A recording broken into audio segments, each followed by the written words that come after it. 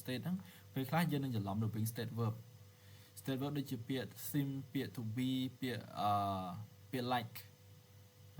ពាក្យខ្លះវាអាចដើរទៅជា state ដែរអញ្ចឹងណាអញ្ចឹងអាហ្នឹង this that fine actually ប៉ុន្តែនៅក្នុងកន្លែងនេះគឺខ្ញុំចង់បញ្ជាក់នេះយើងថាការដែលយើងប្រើប្រាស់នៅក្នុងកន្លែងនេះគឺតកតងជាមួយ verb to be នឹងឯងតកតងជាមួយ am is are ណាអញ្ចឹងបើសិនជាប្រភេទនៃ am is are ហ្នឹងគឺយើងយកវាមកប្រើនៅក្នុងជាទម្រង់គេហៅថាជាប្រភេទនៃ state verb ណាមាន sim មាន to be មាន like មាន appear មានអីហ្នឹងអាហ្នឹងគេហៅតកតងជាមួយ state verb ណាមិនជា action verb អញ្ចឹងនៅក្នុងគេអាស័ព្ទគឺបែងចែកជាពីរហ្នឹងឯង state verb និង action verb តែខ្ញុំបានប្រាប់គ្នាយើងឲ្យការពីដំបូងឡើយហើយអញ្ចឹង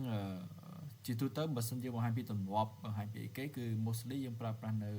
ប្រភេទនៃ action verb វាមកដាក់ដូចជាយើងតែតែធ្វើឲ្យមួយអញ្ចឹងណាហើយនៅក្នុងកន្លែង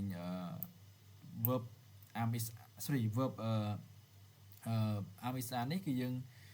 ផ្ដោតសំខាន់ទៅលើ subject វាអញ្ចឹងបើសិនជាវាប្រើប្រាស់ជាមួយ am I am he she it is អីចឹងទៅហើយយើងប្រើជាមួយនឹង you we they ប្រើមួយ are ចឹងទៅហើយមួយវិញទៀតតកតងជាមួយនឹងប្រភេទនៃ verb របស់យើងបើសិនគេប្រើប្រាស់ជាមួយ he she it verb ដែលជា action verb ហ្នឹងគឺវាទៅធ្វើការ time s ឬក៏ es ហើយនៅ past simple very easy don't think it too complicated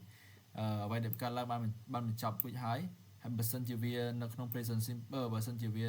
ជាមួយនឹង to be យើងដាក់ verse ឬក៏ verb មកដែលយើងបានរៀនហើយចឹងហ្នឹងយើងមិនបាច់ចាំធ្វើឲ្យពិបាកពេកទេជាទូទៅក្នុង past simple គឺបែងចែកជាពីរជាមួយ regular verb ហើយនិងទី2គឺ irregular verb ហ្នឹងគឺយើងត្រូវចាំដែរណាដោយពី go ទៅជា when អញ្ចឹងហ្នឹង I think នេះមានជាពិបាកសម្រាប់គ្នាយើងហើយតើឥឡូវគ្នាយើងមើលនៅក្នុងកន្លែងលំហាត់នេះបន្តិចមក